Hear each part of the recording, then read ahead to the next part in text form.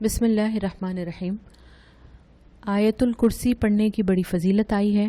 صحیح بخاری کی روایت میں ہے، رسول اللہ صلی اللہ علیہ وسلم نے حضرت ابو ہریرہ رضی اللہ عنہ بیان کرتے ہیں کہ انہیں رمضان کی زکوٰۃ اور صدقہ فطر وغیرہ کی حفاظت کے لیے مقرر کیا تھا۔ تو کوئی آنے والا اور غلہ بھرنے لگا، تو آپ فرماتے ہیں کہ میں نے اسے پکڑ لیا اور کہا کہ تجھے تو حضور پاک علیہ صلاۃ والسلام کی خدمت میں حاضر کروں گا۔ تو وہ کہنے لگا کہ میں محتاج ہوں اور عیالدار ہوں، بہت حاجت مند ہوں، مجھے چھوڑ دو۔ تو حضرت ابو ہریرہ رضی اللہ عنہ نے اسے چھوڑ دیا۔ جب صبح ہوئی، حضور اکرم صلی اللہ علیہ وسلم نے فرمایا، ابو ہریرہ تمہارا رات کا قیدی کیا ہوا؟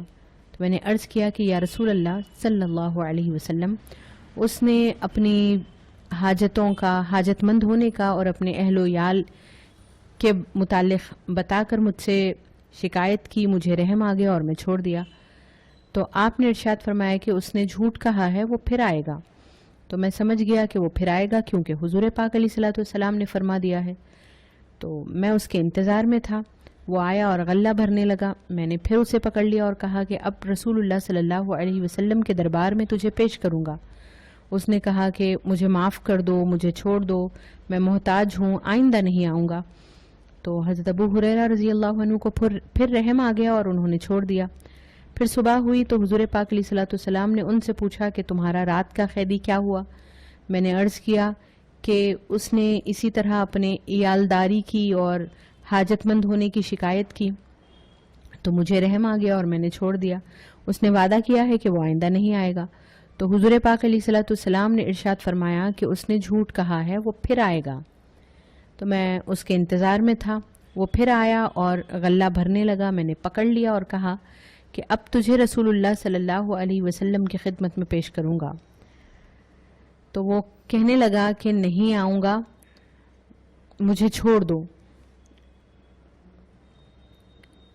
میں آپ کو ایسے کلمات سکھاؤں گا جس سے اللہ تعالیٰ آپ کو فائدہ پہنچائے گا۔ پھر کہنے لگا کہ جب تم اپنے بستر پر آؤ تو آیت الکرسی اللہ لا الہ الا هو الحی القیوم ختم تک پڑھ لو۔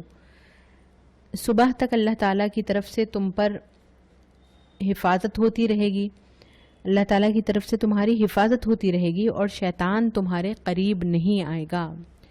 تو جب اس نے یہ بات بتائی تو میں نے اسے چھوڑ دیا۔ پھر جب صبح ہوئی تو رسول اللہ صلی اللہ علیہ وسلم نے ارشاد فرمایا تمہارا قیدی کیا ہوا؟ تو میں نے عرض کیا کہ اس نے چند کلمات کہے اور اس نے مجھے سکھایا اور کہا کہ تمہیں اللہ تعالیٰ ان کلمات سے فائدہ دے گا، مجھے چھوڑ دینا۔ تو رسول اللہ صلی اللہ علیہ وسلم نے فرمایا کہ یہ بات سچ ہے، اس نے جو بات کہی ہے، یعنی جو آیت الکرسی کے متعلق کہا ہے کہ آیت الکرسی پڑھنے والے کے قریب شیطان نہیں آئے گا، اس کے متعلق حضور صلی اللہ علیہ وسلم نے فرمایا کہ اس نے سچ کہا ہے، لیکن وہ بڑا جھوٹا ہے، وہ سچا نہیں ہے، وہ ہے جھوٹا لیکن اس کی یہ بات سچی ہے۔ اور پھر فرمایا کہ کیا تمہیں معلوم ہے کہ 3 راتوں سے کون تمہارے پاس آ رہا تھا اور تم کس سے بات کر رہے تھے؟ میں نے عرض کیا کہ نہیں۔ تو حضور پاک علیہ صلاۃ والسلام نے ارشاد فرمایا کہ وہ شیطان تھا۔